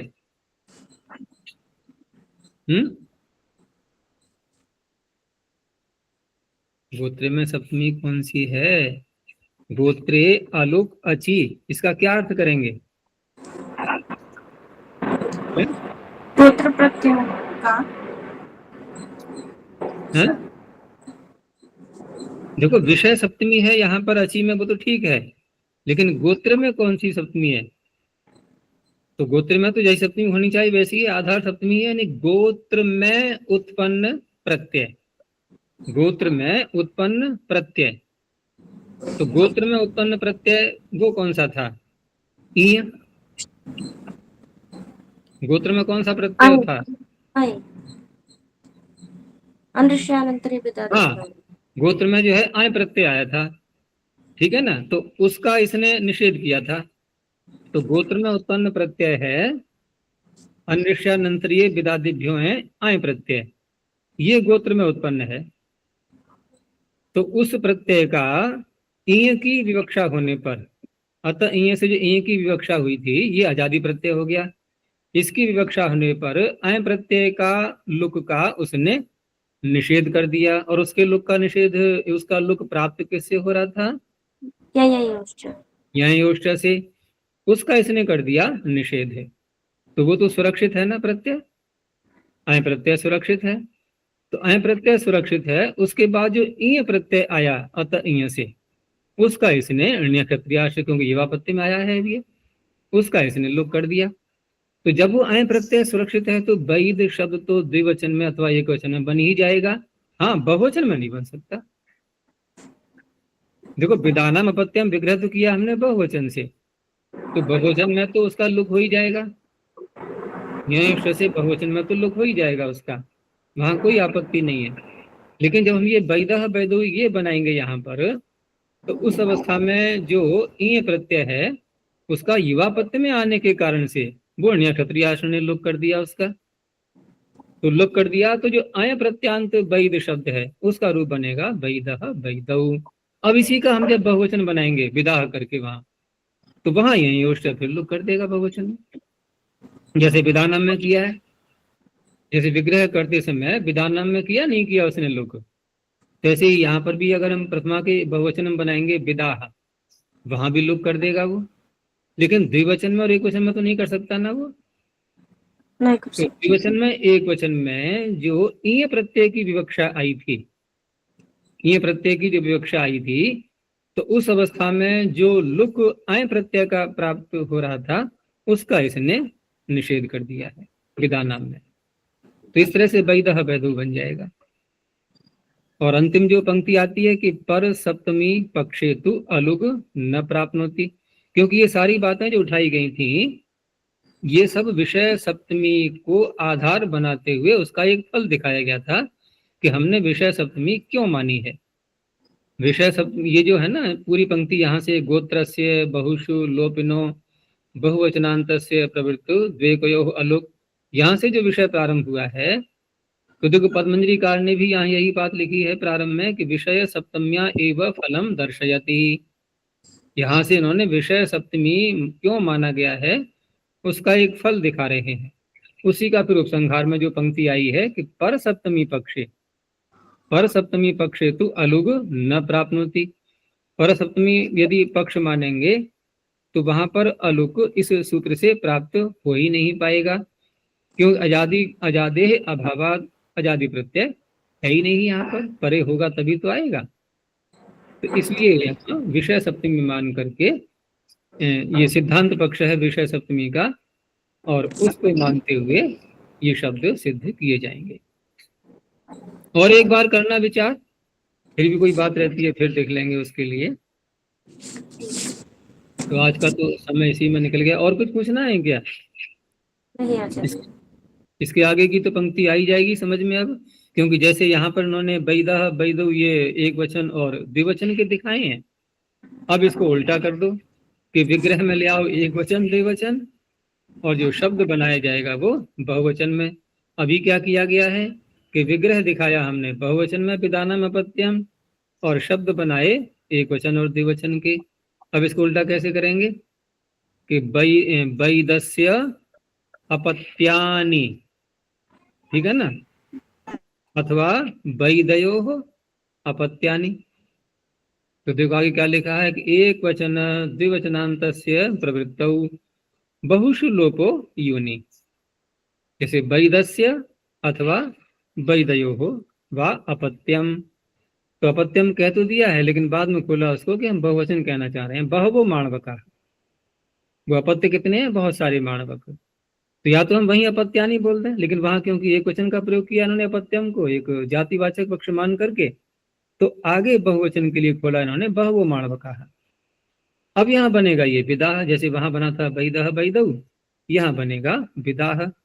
तो न ही अत्र अय बहुषु उत्पन्न। अब यहाँ जो अय है ये बहुत्व अर्थ में उत्पन्न नहीं हुआ था, क्योंकि विग्रह कैसे किया था हमने? वैदस्य और वैदयो, यहाँ ऐसे विग्रह किया था। फिर एक बार और देखना, ठीक है ना, फिर बाद में और विचार कर लेंगे। तो आगे के तो सूत्रों में कोई प्रश्न नहीं है और तो चलो नहीं। तो थोड़ा और देख लेते हैं आगे एक आध सूत्र, ठीक है ना। तो आगे हमारा सूत्र है, कहाँ तक हो गया था? हरितादिभ्यो यहाँ तक। तो हरितादिभ्यो यहाँ, इसके आगे यही ओष्ठ्य, ठीक है ना, ये सूत्र आया यही ओष्ठ्य। तो अभी प्रकरण किसका चल रहा है कि जो फक प्रत्यय पीछे प्रारंभ किया था। देखो यहाँ एक ही और ध्यान रखने की है कि इस प्रकरण में, इस प्रकरण का तात्पर्य ये, इस मैं किसको कह रहा हूँ? तस्यापत्य। नहीं, गोत्र का प्रकरण ये चल रहा है, गोत्र में प्रत्यय लाने का प्रकरण ये है ना, गोत्रे कुंजादिभ्य ष्टिफाय। तो देखो गोत्र में यदि हम प्रत्यय कर रहे हैं तो फिर हमारे पास में क्या होनी चाहिए, प्रकृति केवल, मूल प्रकृति। जैसे नडादिभ्यः फक्, तो नडादि प्रकृतियां आ गई और हमने फक प्रत्यय गोत्रापत्ति में कर लिया। कितना आ गया समझ में। अब मान लो कोई सूत्र ऐसा आता है जो प्रकृति तो बोल रहा है लेकिन प्रकृति के साथ में एक विशेषण और लगा दे, वो एक विशेषण और लगा दे, जैसे कि हरितादिभ्यो यहाँ, तो हरितादिभ्यो में यहाँ विशेषण और लगा दिया ना, तो अब मूल प्रकृति तो रही नहीं हरितादि, अर्थात अयंत हरितादि लग गया विशेषण। अब विचार करो जो मैंने बात कही थी अभी कि हम प्रत्यय कर रहे हैं गोत्रापत्य में, लेकिन एक प्रत्यय पहले और आ चुका है गोत्रापत्य में। समझा ना बात को। हमने हरितादि मूल को नहीं लिया, उससे हम गोत्रापत्य में फक प्रत्यय नहीं कर रहे, हम कर रहे हैं अयंत हरितादियों से फक प्रत्यय। तो क्या ये फक प्रत्यय गोत्रापत्य में होगा। गोत्रापत्य में तो हम अय ले आए पहले, अनृष्यानंतरीय विदादिभ्यो हैं, ठीक है ना, विदादियों से, क्योंकि हरितादि जो गण है ना ये विदादि के अंतर्गत है। ये पिछले सूत्र की बात बता रहा हूं कल वाले की, तभी आगे का विषय समझ में आएगा कि विदादि के अंतर्गत हरितादि गण आ गया, तो हरितादियों से अय आना ही है। लेकिन वो जो हरितादिभ्यो हैं, ये जो सूत्र है अनृष्यानंतरीय विदादिभ्यो हैं, ये अय प्रत्यय किस में लाया है, अनंतरापत्य में या गोत्रापत्य में। गोत्रापत्य में। गोत्रापत्य में, तो गोत्रापत्य में तो आ चुका प्रत्यय, और गोत्रापत्य में प्रत्यय आने का मतलब है पहली संतान, दूसरी संतान या तीसरी संतान, चौथी संतान। बताओ मुझे बिंदु, कौन सा बिंदु आएगा इसमें। तीसरा। तीसरा हम पहला किसको मानेंगे, पुत्र को या पिता को। पिता को। ठीक है। पिता, तो पिता, पिता संतान है क्या। पिता संतान है क्या। भाई ठीक है किसी की संतान है, लेकिन अब तो हम पिता बोल रहे हैं ना, अब वो संतान बनाएगा तब पिता बनेगा वो। तो संतान की दृष्टि से देखें तो प्रथम संतान कौन हुई, पुत्र। दूसरी संतान कौन हुई, पौत्र। तो पौत्र पर आ गए ना। अच्छा, अब हरितादियों से हमने अय प्रत्यय किया, तो अय प्रत्यय करके जो शब्द बना वो पुत्र को बोल रहा है या पौत्र को। पौत्र को। तो दूसरी संतान, दूसरी संतान है ये, ठीक है ना। अब जैसे हम कहते हैं अपत्यम पौत्र प्रभृति गोत्रम, अब इसने पूरा रास्ता खोल दिया कि दूसरी से लेकर के, दूसरी भी शामिल हो चुकी है, ठीक है ना, इंक्लूडिंग दूसरी को शामिल रख लेना। तो पौत्र से लेकर के, इनके पौत्र भी शामिल हो गया उसमें, फिर प्रपौत्र, फिर और आगे पर कुछ भी जोड़ते जाओ कितने ही, ये सारे गोत्र, इन सबकी गोत्र संज्ञा वो करने लगा। अब एक अगले सूत्र ने थोड़ा सा उसमें व्यवधान डाला कि नहीं नहीं, यदि कोई वंश में जीवित है तो उस अवस्था में आप पौत्र प्रभृति के अपत्य का नाम अब युवा रखेंगे, अब गोत्र नहीं होगा। तो पौत्र प्रभृति का जो अपत्य आएगा, ठीक है ना, वो संतान कौन सी होगी। अब पिता को मत जोड़ना। देखो गोत्र संज्ञा कहां से प्रारंभ हुई, दूसरी संतान से।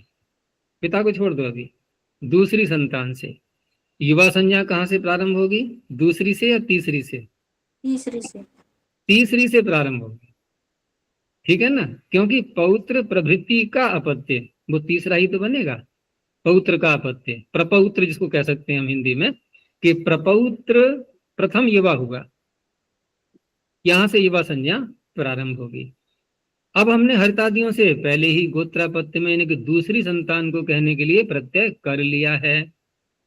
अब जब कर लिया है और ऐसे गोत्रापत्य में विहित प्रत्यांत शब्द से हम जब अगली संतान को कहने के लिए प्रत्यय करेंगे फक प्रत्यय, तो ये फक प्रत्यय गोत्रापत्य में आएगा या युवापत्य में आएगा? जीवित है तो युवापत्य में, नहीं तो युवापत्य में गोत्रापत्य। ही आएगा, ठीक है, युवापत्य में ही आएगा। तो युवापत्य में आएगा तो फिर अब यहाँ पर गोत्र का जो अधिकार चल रहा है वो यहाँ नहीं लगेगा। अच्छा जी, जीवित है तो तभी युवापत्य में आएगा, नहीं तो गोत्रापत्य में है? भी आ सकता है ना। तो जीवित है मान के चलो ना, क्यों मार रहे हो अभी? जीवित है मान करके ही चलो, क्योंकि सूत्र तो हमें प्रत्येक स्थान पर घटाना है ना।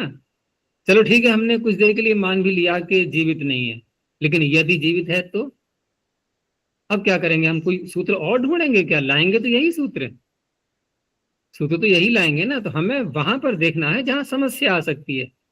देखो, जहां जीवित नहीं वहां तो कोई समस्या नहीं है, तो जहां समस्या नहीं वहां समाधान क्यों खोजें हम? लेकिन समस्या आ जाए तो क्या करेंगे? तो कहेंगे भाई गोत्रे का अधिकार होने पर भी यहाँ गोत्रे का संबंध नहीं जुड़ेगा, यही तो उत्तर होगा। तो ये जो बात मैंने कही कि गोत्रे का अधिकार चलने पर भी गोत्रे का संबंध जहां नहीं जुड़ेगा, वो सूत्र कैसे होंगे? मूल प्रकृति से प्रत्यय कर रहे होंगे या प्रत्ययांत प्रकृति से प्रत्यय कर रहे होंगे?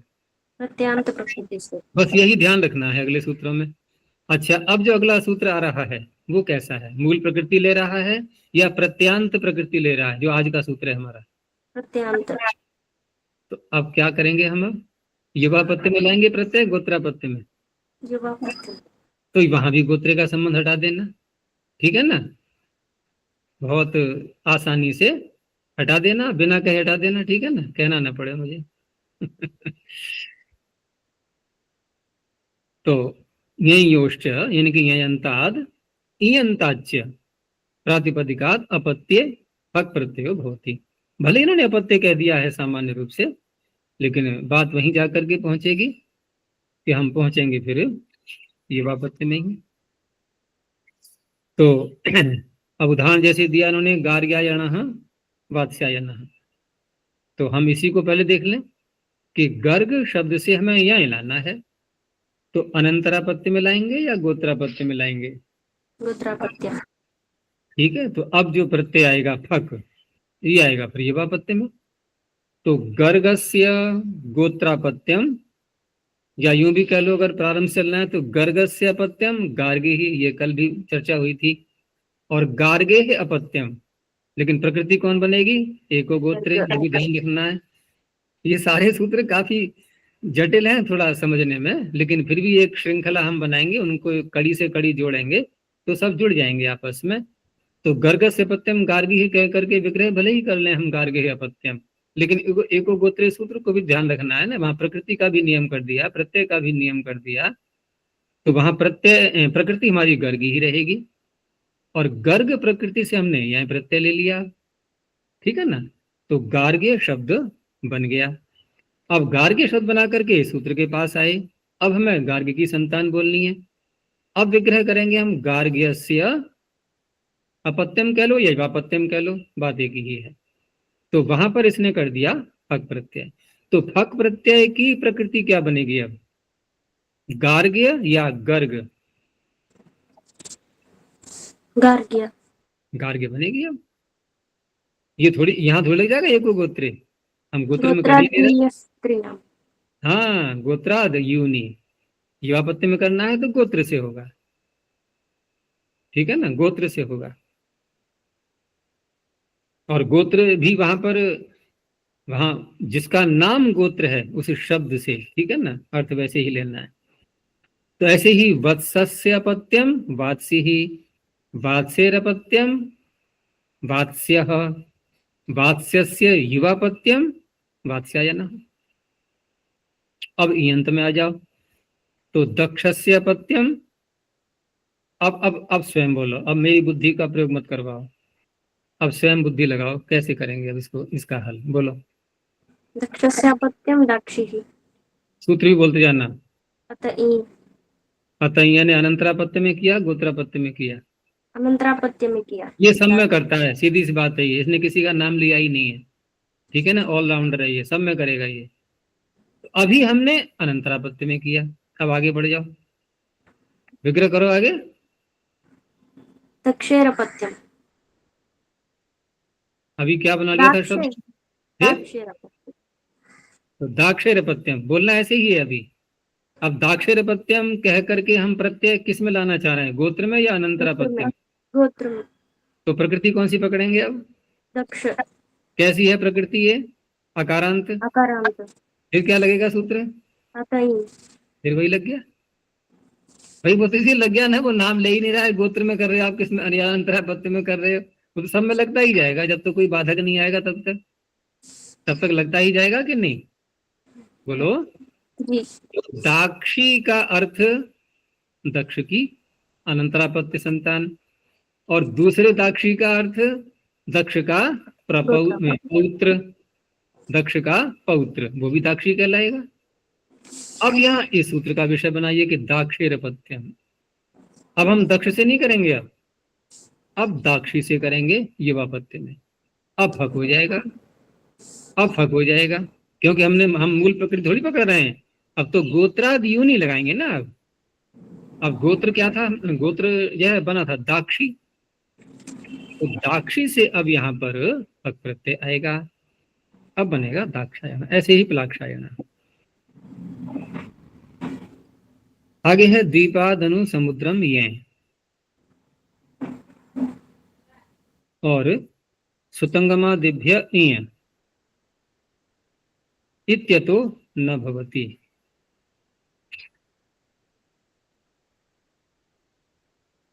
हाँ, तो देखो द्वीपादनु समुद्रम यह से जो यह प्रत्यय किया गया है, तो एक तो द्वीपादनु समुद्रम यह से यह हुआ, और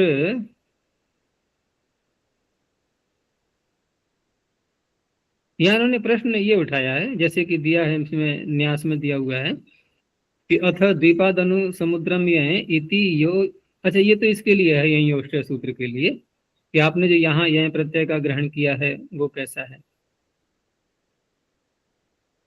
तो उसी को यहाँ बता रहे हैं कि द्वीपादनु समुद्र में स्वतंगम आदिभ्य इय इत्यतो न भवति, इन इय और इय का ग्रहण इस सूत्र में नहीं करना है। क्यों नहीं करना है? कि गोत्र ग्रहणेन इय इयौ विशेष्यते, क्योंकि ये सूत्र ही गोत्र के अधिकार में है, ये सूत्र गोत्र के अधिकार में है। तो अब सूत्र का अर्थ कैसे करेंगे? फिर करो दोबारा अर्थ, कि गोत्रे यौ इयौ विहितौ, ठीक है ना, तदंतात प्रातिपदिका, अब युवापत्ति बन जाएगा। अच्छा, अब ये जो सूत्र है द्विपादनु समुद्रम यह सुतंगमादिभ्य इय, सुतंगमादि का तात्पर्य गोय क्षण कठ, इसमें सुतंगमादि गण आता है नहीं, ये उसकी ओर संकेत है। गोय क्षण कठ बोल के देखो सूत्र, छन कठ जल से निरण्य भक्त यकक ठकोरे हण कृशाश्वर्षि कुमुदकाश तृण प्रेक्षाश्म सखी संकाश बल पक्ष कर्ण सुतंगम। सुतंगम यहाँ आ गया, सुतंगम आदि गण, ठीक है ना। तो इनसे जो इय या यह प्रत्यय किए गए हैं ये गोत्रापत्य में नहीं किए गए हैं, तो इस सूत्र में जो यह और इय है ये इनका ग्रहण यहाँ पर नहीं होगा, तो किन का होगा? तो उधर गर्गादिभ्य वाला यह आ जाएगा और अतः इय वाला इय आ जाएगा।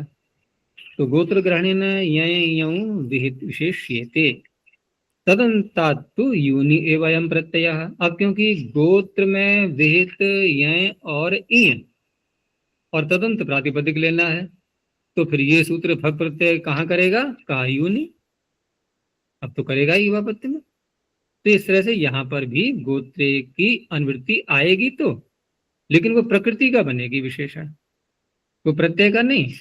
जैसे हरितादिभ्यो यहाँ में हुआ था वैसे यहाँ पर हुआ, लेकिन जो प्रारंभ में सूत्र आया था नरादिभ्य फक, वहां पर गोत्रे का संबंध किससे जोड़ेंगे हम? प्रत्यय के साथ में, कि गोत्र में प्रत्यय होता है, और यहाँ इन दोनों सूत्रों में गोत्र में जो ऐसी प्रकृति, इस तरह से। तो गोत्रादि योनि इति वचनात्, अर्थात आप गोत्र से प्रत्यय जो कर रहे हो अगला, वो गोत्र में ही क्यों नहीं कर रहे? तो का नहीं, गोत्र से अगला प्रत्यय यूनि युवा में होता है, लेकिन जीवित होने पर यह शर्त साथ में जोड़ना है। आगे शरदवत शुनक दर्भा भृगुवत्सा ग्रायणेशु। अब इसमें गोत्रे की अनुवृत्ति आते हुए भी सामान्य रूप से उसको नहीं लेंगे। यहाँ उस गोत्रे को कहते कहते साथ में वो शब्द भी बोल दिए गए हैं कि जिनके गोत्र को लेना है, जैसे भृगु, वत्स और आग्रायण। और शब्द कौन से हैं जिनसे प्रत्यय करना है? वो हैं शरदवत, शुनक, दर्भ। तो यथा संख्य हो जाएगा। तो शरदवत, शुनक, दर्भ इत्येतेभ्यो गोत्रापत्ये फक् प्रत्ययो भवति। लेकिन गोत्र भी कौन सा होगा? तो यथा संख्यम भृगु, वत्स, आग्रायणेषु अर्थेषु अपत्य विशेषेषु। तो यहाँ भृगु वत्स तो मूल प्रकृति ही ले ली है, लेकिन जब इनका गोत्र माना जाएगा तो भृगु को बोलेंगे फिर भार्गव, और वत्स को बोलेंगे फिर वात्स्यायन, वात्स्य, और आग्रायण तो बना बनाया दे दिया है इन्होंने। तो शारद वतायन, शरदवत से फक प्रत्यय करके शारद वतायन। लेकिन जिस गोत्र में ये माना जाएगा शारद वतायन नाम की संतान, ये भार्गव गोत्र यानी कि भृगु से चला आ रहा गोत्र, तो भार्गव बनेगा इसका विशेषण फिर शारद वतायन का। लेकिन यदि किसी और गोत्र का है वो, तो वहां तो फिर अण प्रत्यय ही होगा। किससे करेंगे? किससे करेंगे अण? वही मुख्य सूत्र तस्यापत्य। इतना मुख्य है उसको, उसकी अपेक्षा मत करो। उपेक्षा, अपेक्षा नहीं, उपेक्षा मत करो उसकी। उसका भी ध्यान रखो, कभी कभी नाम ले लिया करो, क्योंकि हलंतों से कोई अन्य प्रत्यय का ही नहीं गया है।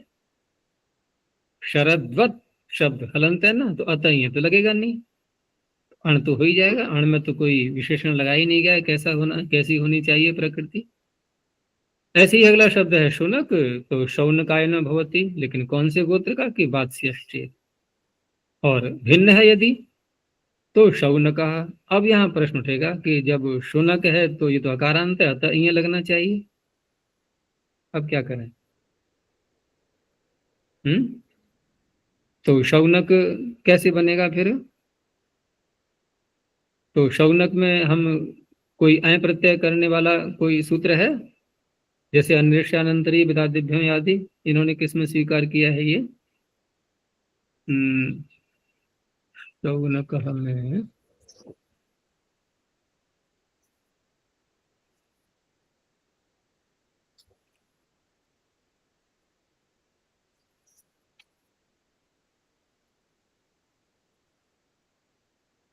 इन्होंने दिया नहीं है शायद, है?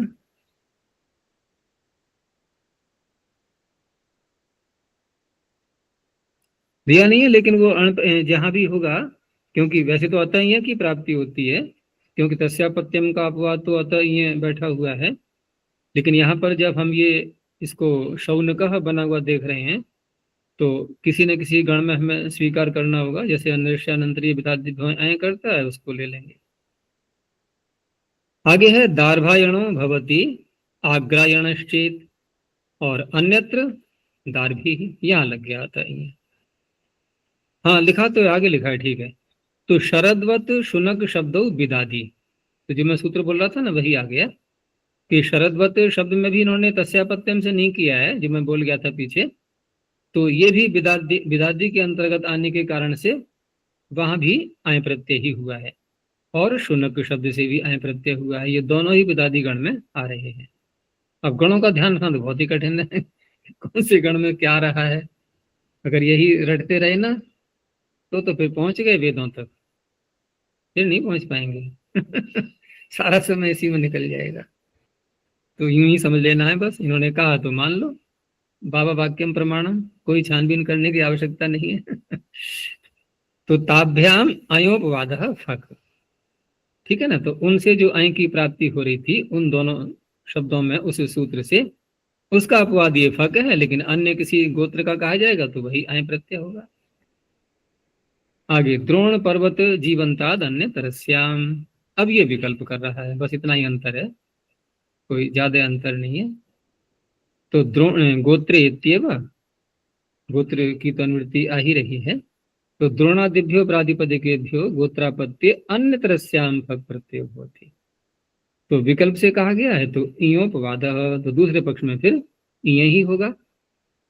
तो द्रोणायनः और द्रोणी ही, अब ये दोनों बन गए गोत्र में। अब करेंगे तो द्रोणायनः, देखो द्रोणी के तो दो अर्थ हो जाएंगे, द्रोण की अनंतरापत्य संतान वो भी द्रोणी, और दूसरे पक्ष में अब गोत्र में आ जाओ तो द्रोणी की संतान द्रोणेरपत्यम, ऐसे जब विग्रह करेंगे तो अगर हम एको गोत्रे सूत्र लगाते हुए चलेंगे तो मूल प्रकृति द्रोण से ही प्रत्यय करेंगे, लगेगा तो आता यही। और दूसरा यह है कि इस सूत्र से हम फक भी कर सकते हैं वहां पर, तो फक करेंगे तब भी मूल प्रकृति क्या मानी जाएगी। देखो विग्रह किया हमने द्रोणेरपत्यम, तो अब ये फक प्रत्यय कैसे करेंगे, द्रोणी से या द्रोण से, बोलो। द्रोण। द्रोण से, एक गोत्र यहाँ भी लगेगा। ऐसे ही पर्वत से पार्वतायन और पार्वती ही, जयवंतायन जयवंती ही, सब में एक जैसा ही नियम है। आगे कहा कथम अनंतरो अश्वत्थामा द्रोणायन इत्युच्यते, अनंतर का मतलब अनंतरापत्य। तो द्रोणायन शब्द इन्होंने बनाया था गोत्रापत्य में, लेकिन यहाँ पर द्रोणायन को दिखा रहे हैं ये अनंतरापत्य में। कैसे दिखा रहे हैं कि अश्वत्थामा द्रोणायन, अश्वत्थामा किसकी संतान, द्रोणाचार्य। द्रोणाचार्य की। तो द्रोणाचार्य की अनंतरापत्य ये संतान हुई अश्वत्थामा, और अश्वत्थामा का विशेषण क्या लगा रहे हैं, द्रोणायन। कैसे बोलना चाहिए, द्रोणी। सुझाव दो काशिकाकार को, कैसे बोलना चाहिए था, द्रोणी। द्रोणी, क्योंकि अनंतरापत्य आपने फक कैसे कर लिया। तो कहा कि नैव अत्र महाभारत द्रोणं गृह्यते, आप कहाँ पहुंच गए, बहुत छोटा सोचा आपने, हैं, आपकी सोच बहुत छोटी है, थोड़ा व्यापक बनाओ अपनी सोच को, हम तो अनादि काल तक जा रहे हैं। किमतर ही अनादि ही, आप ये द्रोणायन यहाँ पर आप अश्वत्थामा में पहुंच गए। अश्वत्थामा ये तो सब ऐतिहासिक जो व्यक्ति हुए हैं विशेष, उनकी बात नहीं हो रही है यहाँ। अनादि का मतलब है कि बिना कारण, यानी कोई भी हो सकता है द्रोण, कोई भी हो सकता है। तो वहां जो द्रोणायन बनेगा वह द्रोणायन हम अश्वत्थामा को नहीं बोल रहे, ठीक है ना, उसको नहीं बोल रहे हम अश्वत्थामा को। लेकिन प्रश्न तो बना रहा ना, ये फिर बनेगा कैसे, अश्वत्थामा का विशेषण द्रोणायन बनेगा कैसे, क्योंकि आप तो कह करके छूट गए कि हमने जो द्रोणायन बनाया वो अश्वत्थामा को नहीं कह रहे हैं हम कोई भी द्रोण नाम का व्यक्ति, ठीक है ना, वो और भी कोई हो सकता है, अश्वत्थामा के पिता के अतिरिक्त कोई और भी हो सकता है। और वहां पर जब वो पीढ़ी चलेगी तो गोत्रापत्य को कहने के लिए द्रोणायन बोल देंगे वहां। लेकिन ये प्रश्न तो रहा, तो यहाँ तो उन्होंने कह दिया समाधान, किम तर्हि अनादि ही तत इदम गोत्रे प्रत्यय विधानम, उस बिना जो कोई कारण, कोई किसका नाम है कुछ नहीं पता, उस अवस्था में गोत्र में ये प्रत्यय सूत्र कर देगा। अब रही बात कि आपका जो अश्वत्थामा द्रोणायन है ये, तो इदानीं तनात्तु श्रुति सामान्याद अध्यारोपेण तथा अभिधानम भवति। अब यहाँ क्या है कि ये श्रुति सामान्य, हमें श्रुति सामान्य का अर्थ ये होता है कि मान लो पीछे जब अश्वत्थामा उत्पन्न हुआ तो अब उसका विशेषण देखा, पिता का नाम तो द्रोण है, तो क्या हुआ कि एक द्रोणायन शब्द उस समय तक पीछे के जो भी शब्द चले आ रहे थे द्रोण नाम के और व्यक्ति, वहां गोत्रापत्य में द्रोणायन शब्द प्रचलन में आ रहा होगा पीछे से, क्योंकि श्रुति तभी कहा जाएगा जो सुनने में आ रहा है। तो सुनने में क्या आ रहा था शब्द, द्रोणायन। अब क्या हुआ कि द्रोणायन जो सुनने में आ रहा था वो तो था गोत्रापत्य में, यहाँ क्या कर दिया कि अच्छा वो चल तो रहा है द्रोणायन, उसी वही लगा दो अश्वत्थामा के साथ में, क्योंकि इनके पिता का भी नाम द्रोण है। तो यहाँ भूल क्या हुई, इन्होंने अनंतरापत्ति में लगा दिया। तो ऐसा भी होता है, ठीक है ना, ऐसा भी होता है। अध्यारोप हो गया एक प्रकार से। तो अध्यारोप का तात्पर्य क्या होता है? जो जैसा नहीं है उसको वैसा मान लेना। अध्यारोपवाद सुना है नहीं? जो जैसा नहीं है उसको वैसा मान लेना। भाई कुछ अंधकार है, कुछ प्रकाश है, और रस्सी दिखाई दी, तो रस्सी शब्द कैसे बोला जाए जब दिखाई नहीं दिया ढंग से? तो हम यूं कह सकते हैं कि कुछ अंधकार है, कुछ प्रकाश है, कुछ लंबी लंबी जैसी वस्तु। अब तो नाम नहीं बोला मैंने, लेकिन लंबी लंबी शब्द क्यों बोला? तो देखो, अंधकार प्रकाश में वो कुछ तो आकृति दिखाई देगी ना। अगर कुछ भी नहीं दिख रहा है तो भ्रांति होगी कहां से? कुछ तो दिख रहा है ना। लेकिन जो कुछ दिख रहा है वो अस्पष्ट है। तो अस्पष्टता में लंबाई तो दिख गई, थोड़ी थोड़ी टेढ़ी मेढ़ी, तो सर्प मान लिया हमने। जब मोबाइल की टॉर्च खोली, क्योंकि हम तो मोबाइल की खोलेंगे, अब कहाँ से बैटरी ढूंढ के लाएंगे कमरे में से? अब तो हाथ में ही टॉर्च रहती है हमेशा। तो मोबाइल की टॉर्च खोल के देखा तो वो रस्सी निकली, सारा डर दूर हो गया। तो पहले क्या कर लिया हमने? अध्यारोप। जो सर्प नहीं था उसको सर्प मान लिया। तो जो यहाँ पर गोत्रापत्य नहीं है, जो अनंतरापत्य है, तो गोत्रापत्य का शब्द उठा करके यहाँ डाल दिया, तो चलता है ऐसा, ठीक है ना। तो अध्यारोपेण तथा अभिधानम भवती, ऐसे अभिधान हो जाते हैं, उसमें आप ज्यादा परेशान मत हो, ऐसा हो जाता है।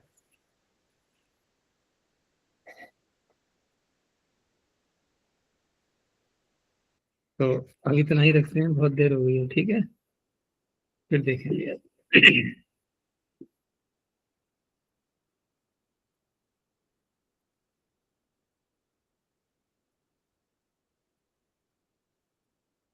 प्रणव ध्वनि। ओ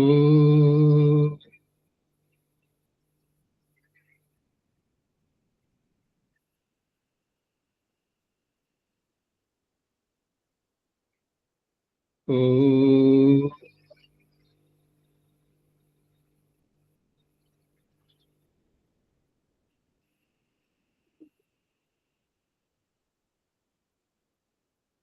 ओ